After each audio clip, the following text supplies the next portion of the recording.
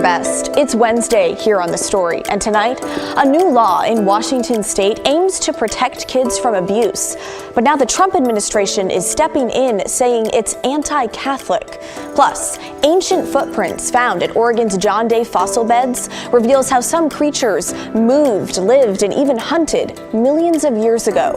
But first, federal agents just pulled off the largest fentanyl bust in DEA history, and the alleged ringleader was living right in our backyard. It's our big story tonight.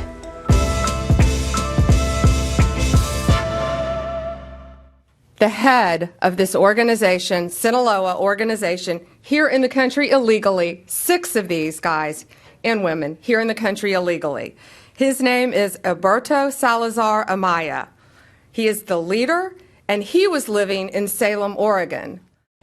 A months-long investigation spanning 5 states ends with more than a dozen arrests and a record-breaking seizure of 3 million fentanyl pills. That's the largest in DEA history. The alleged leader of that drug ring, an undocumented immigrant deported twice before he was arrested in Salem. In all, federal agents also seized nearly $5 million in cash, the majority of that seized in Salem, along with high-end jewelry and luxury vehicles. They say the bust gives us a glimpse into the high-rolling lifestyle built on poison. This was an incredible operation, and that's why I wanted all of you here behind me. It took months and months of work, investigation, leading up to smaller buys, smaller cases, to get this massive amount of drugs and guns off our streets. The bust in Salem was just one element of so-called Operation Takeback America. The feds say the mission dismantled one of the largest and most dangerous fentanyl networks in American history. And DEA's acting administrator, Robert Murphy, called it a, quote, battlefield victory against what he described as a terrorist-backed network. They are flooding our cities with a weapon of mass destruction, fentanyl. And when we catch you, like all of these individuals, if convicted, we will put you behind bars, there will be no negotiating, and we will lock you up for as long as humanly possible. The top guy who I keep pointing to, he insulated himself. He was in Oregon. He had no drugs on him, but he was the leader. He had millions of dollars. He had a Mercedes. He had a truck. He had other things, but he did not have any drugs on him because he was the leader. And that's what these cartels do, whether it's Sinaloa, whether it's MS-13, whether it's TDA. The highest leaders insulate themselves. Now, along with the millions of fentanyl pills, investigators say the amount of cash seized in Salem alone, more than $2.8 million, makes it one of the largest busts in the history of Pacific Northwest. 16 people are now facing federal charges, including conspiracy to distribute fentanyl. 6 of those arrested are not U.S. citizens. Now, the alleged ringleader, Heriberto Amaya, is one of them. He's facing immigration-related charges as well. So, is the plan to deport him again? Well, AG Bondi says if he's convicted, she has other plans. They're also part of a major drug trafficking ring in Mexico. So sending them back to Mexico to continue on with their drug business isn't going to happen under this administration. And I want them to stay in our prisons as long as possible. I've no desire to send them back to Mexico because they were coming across our border illegally. No longer will they be able to do that. But the amount of drugs, the amount of money, the amount of weapons, most of these individuals, if convicted, will remain in American prisons. Perhaps Alcatraz. Republican lawmakers in Salem were quick to jump on the opportunity to blast Democrats for Oregon's sanctuary status for undocumented immigrants. Representative Jeff Helfrich wrote, Oregon should immediately end our sanctuary state policies and work with federal law enforcement to deport these dangerous criminals and stop the flow of drugs over our border. House Minority Leader Christine Drazen chimed in, saying, today should be a wake-up call that if we don't modernize our sanctuary state laws, Oregon will continue to be a haven for dangerous criminals instead of taking them off our streets. Now, Oregon was the first state in the nation to pass a sanctuary law back in 1987, prohibiting local and state agencies from helping federal immigration efforts. It's been strengthened a few times since then and seems untouchable in the halls of the Capitol. So how are GOP-led efforts going this session when it comes to modernizing sanctuary laws in Oregon? As you might imagine, not so great. We searched the legislature's website for any bills with the phrase federal immigration and found 5 of them. There they are. A few have sister bills in the opposite chamber, but they read the same. Republicans are chief sponsors on all 5 bills, and here's where they stand now. Senate Bill 486 would fully repeal Oregon's sanctuary status and allow the use of public resources to enforce immigration laws. It was introduced when session began, referred to a committee a few days later, and has gone nowhere since. Senate Bill 1041 would require police to notify immigration officials if they arrest an undocumented person for fentanyl-related crimes. It was introduced in the middle of February, sent to committee, and gone nowhere since. Senate Bill 491 is a little more broad. It requires police to notify ICE if they arrest an undocumented person for, quote, delivery or manufacture of a controlled substance.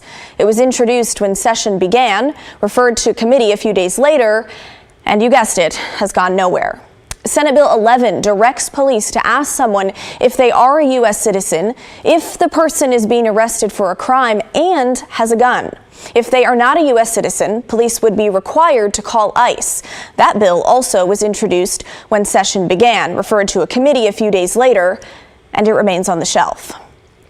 And finally, House Bill 3551, we told you about this one back in February.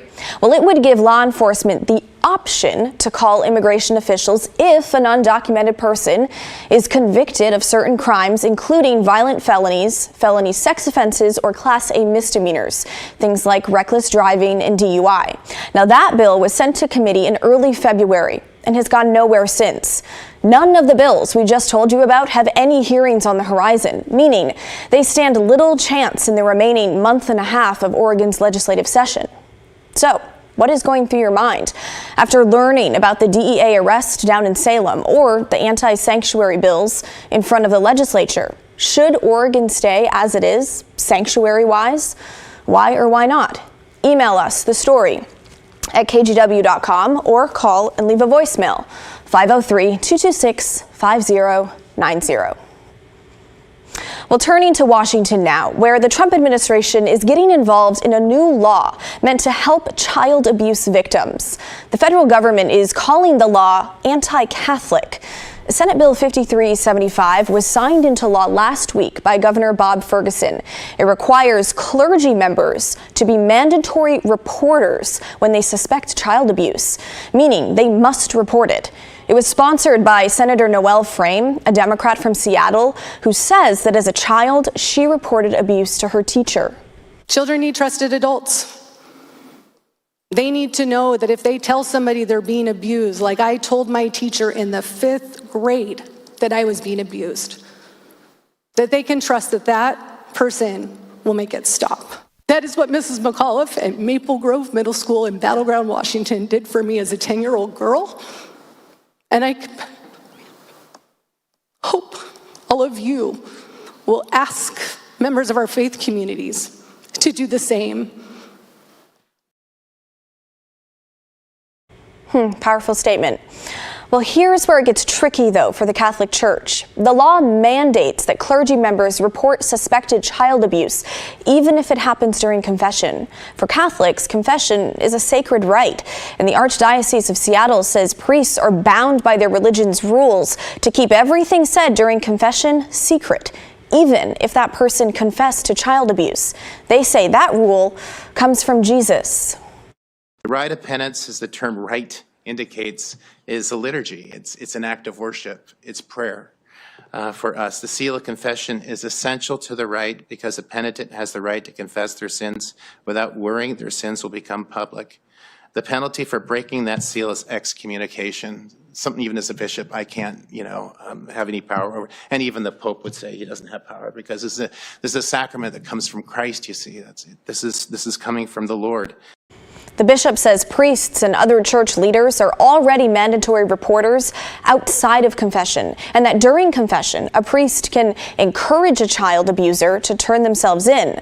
But yesterday, the U.S. Department of Justice announced that they're opening a civil rights investigation into the law. They say it appears to violate the First Amendment's protection on free exercise of religion. They say the law appears to single out clergy as not entitled to assert applicable privileges as compared to other reporting professionals. It's worth noting the law does apply to all religious leaders, not just Catholics. Well, today, Portland City Council had its first chance to weigh in as a group on Mayor Keith Wilson's budget proposal, which had to make up more than a $90 million shortfall. The mayor plans to do that by cutting around 200 city jobs and raise rates on water bills, sewer and stormwater bills, and parking fees.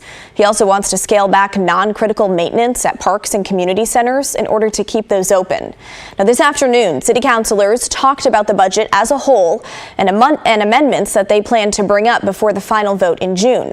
Councilor Eric Zimmerman says he thinks the mayor's cuts and layoffs are not deep enough on the administrative level, since the city has had nearly a year now to transition to the new form of government. So this seems not aggressive enough to me. And I am not seeing a budget that reflects an organizational chart that both admits duplicative positions or services and reductions to an enterprise model, which you talk a lot about. So help me out. Why should I not make a more aggressive amendment or budget note? Because this is a very long glide path that you've laid out for these structural differences, and I don't understand it. Right. So one of the key framing we had to pursue was how do we maintain the culture, focus on high standards, and maintain or ensure workplace safety. Now, Councilor Steve Novick says he's concerned that the city is relying too much on one-time funding, and that will be in the same budget hole next year, only worse.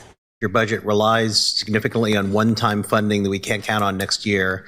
I guess it's possible that Metro might give us $15 million 2 years in a row, but I was curious specifically how much state one-time funding we're relying on, because that I think we can guarantee we won't get next year because the legislature only meets every 2 years.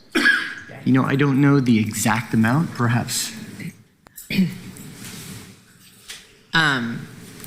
So the total external funding, there's a couple of different places where external funding comes in, but I think if you're referring specifically to the shelters primarily, the total external funding for those programs combined is $58.8 million. Overall, Mayor Wilson's plan to end unsheltered homelessness by opening more overnight shelters and day centers has not been met with much pushback. He plans to use $24 million of those external dollars to open 1,500 new shelter beds. That money is coming from Metro and the state. However, some local groups are raising concerns and are criticizing this plan and the long-term impact it could have for those living on Portland streets. So, joining us now live is Molly Hogan. She's the executive director of the Welcome Home Coalition, representing many organizations that support people on the streets. So, Molly, thank you for joining us tonight. Thank you so much for having me, Blair. I'm happy to be here. So first, let's jump in. Mayor Wilson has been pushing for more overnight shelter, and his homeless strategy is arguably, let's just say, a main reason he won the election. So broadly speaking, what are your concerns with this shelter-first model that he's chasing?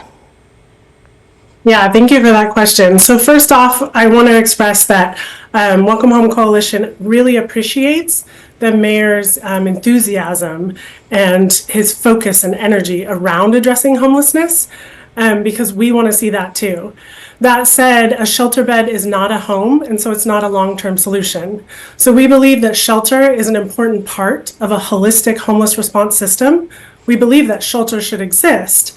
We just want to know what is the follow-through plan in this plan. If we increase the shelter beds, when last year 1 in 5 people exited emergency shelter into permanent housing, so 80% of the time people were not moving out of emergency shelter into long-term housing.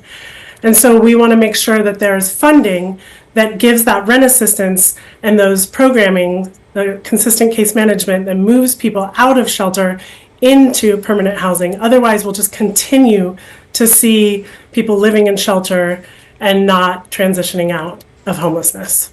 I'm curious your thoughts. So there are a lot of people who don't really agree with a housing first model. And I've seen people during my reporting who are not prepared for that type of housing, going straight from the streets into housing. They end up being evicted, et cetera. So how do you address that? Yeah, that's a great question. We hear that a lot. And so what I like to remind folks is that housing first doesn't mean housing only. There are actually 5 core principles of housing first, and one of them includes support services. That support that some folks need to learn how to become housed again and to be a good tenant and a good neighbor. And unfortunately, a lot of the programming isn't funded to the degree to supply that supportive service for folks. And so they end up not being able to stabilize in their housing. So just to play devil's advocate here, it seems like you're looking at a more long-term solution when the mayor has said there needs to be an immediate fix in order to save lives. We know more than 450 people died on Portland streets last year. But talking of just that immediate goal, do you feel that overnight shelters accomplish that, or perhaps do they prolong the crisis, even make it worse? Right, they can, right? We think that short-term safety, of course, is really, really important. But if people are moving out of our existing shelters, it opens up space for more folks. And so we just want to make sure we're making a system, a holistic system that's efficient and not just growing a system that is not actually ending people's homelessness. Now, we're also hearing tonight from the spokesperson for the Portland Solutions team. They're focused on responding to homelessness in the Rose City. And I want to read to you what they have to say about some of your criticism of the mayor's plan. He says, your statement presumes that all those experiencing homelessness in Portland have the same level of acuity. In reality, the participants the city works to shelter tend to be those with a high level of acuity. These are participants that need dedicated wraparound services. While we agree that the totality of care should not just be shelter only, Welcome Home's criticism is misplaced. What do you make of that? I just think we're on the same page ultimately. And so I don't think we're misplaced. We're just doing our job, right? We are analyzing. If you look at what's worked well in other cities around the nation, the only cities in the nation that have actually reduced their homeless populations, they all had one thing in common. They all aggressively invested in long-term housing solutions, rent assistance, moving people into housing and giving them wraparound support. And so we just want to see that happen here as well, because the city has focused on shelter and increasing it, doubling it in the last 2 years, and the data is showing that it's not successfully moving people into permanent housing situations. Okay, Molly Hogan, Executive Director of the Welcome Home Coalition. Thanks for coming on the show. Thank you, Blair. Have a good night. Well, coming up next on the story, they've been hidden for millions of years. Until now, the ancient footprints just uncovered in Oregon and what they tell us about life here long before humans.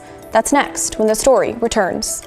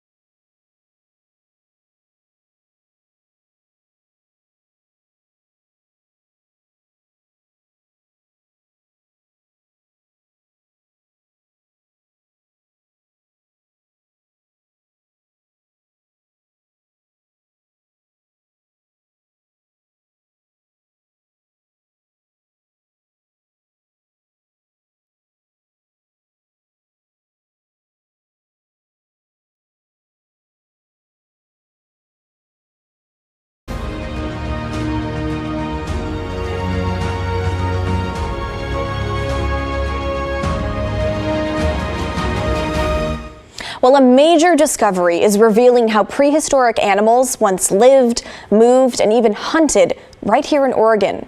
John Day Fossil Beds National Monument in Central Oregon is mostly known for its collection of intact fossils such as bones or teeth, but the recent findings belong to a different category. A team of researchers unearthed fossilized footprints, and they're giving scientists new insight into the behavior of birds, mammals, and reptiles that roamed the region up to 50 million years ago. The researchers used cutting-edge 3D technology to analyze 4 unique sets of fossil tracks found in 2 different rock layers. It's photogrammetry, so that methodology takes a bunch of photographs and stitches together a model from the photos. And that was able to give us a high resolution model that let us see all the little details that were much harder to see. People keep asking me, "Can you send a photo of the specimen?" And I'm like, "I'm not that good of a photographer. I can't do that." Right. I mean, I need all kinds of fancy stuff to be able to see those tracks as clearly as you do in the models. Right. So that was one of the great things from the models. The tracks include those of birds, a lizard, a cat-like predator, and a large herbivore, possibly a prehistoric tapir or rhinoceros. The bird tracks found alongside invertebrate trails and beak marks suggest ancient shorebirds foraged in shallow waters, a behavior strikingly similar to how modern birds feed today. The bird tracks tell us something really awesome because as we were going through that process, we were looking at the specimens, we were having a discussion. He came in to me and was like, "Oh, I think that these little, oval shapes are built like, they're raindrops." And I was like, "I don't know, that looks kind of weird." And we looked more into it and we're like, what if they're beak marks, right? From the bird from the beak's bill, right? And then we started looking at videos of shorebirds feeding, and that was a lot of fun. Just, hours of us looking at, little plovers on a lakeshore. And that's when we realized, wow, this is what we have. Okay, another rare find, a fossilized lizard track showing splayed toes and claws, likely left as the reptile darted across a muddy lake bed. Scientists say it's one of the few known lizard tracks from this era in all of North America. What was also really interesting is the 3-toed ungulate track, the bird, and the lizard were all the first evidence of those groups of animals from those rock layers that we find them in. But perhaps most exciting is a set of large paw prints from 29 million years ago, likely left by a cat, a saber-toothed animal similar to a modern-day bobcat. Tracks from a large herbivore were also discovered. Those provide more clues about the diversity of species that once thrived in prehistoric Oregon, and they add critical behavioral context to an already rich fossil record at the monument. Getting our data out there is the best way to get people interested in working on our specimens or even wanting to go out and do more field work, right? I mean, there's possibility. We've found 4 tracks. There's a possibility of more. Well, to learn more about the recent discovery, or if you'd like to visit the fossil beds yourself, you can head to nps.gov/JODA. Stick with us. We're back right after this.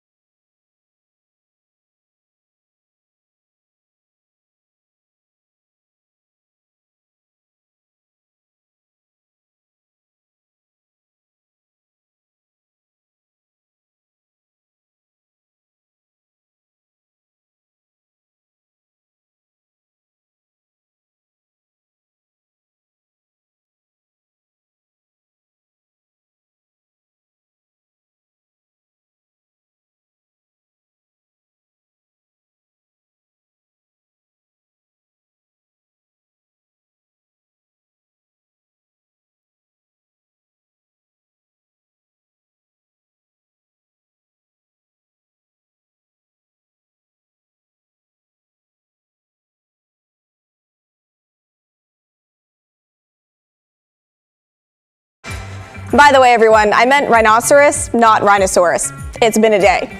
That's the end of our show, folks. Thanks so much for watching. The good stuff is coming your way next. And don't forget, everyone has a story to tell. If you ever miss an episode of The Story at 6:30, we re-air the episode at 8:30 and 10:30 p.m. on our TV app, KGW+. It will also be airing the next day at 11:30 a.m., and you can download that free app right now. It's on Roku, Apple TV, and Fire TV. In the meantime, have a great Wednesday night. I'll see you right back here tomorrow night at 6:30.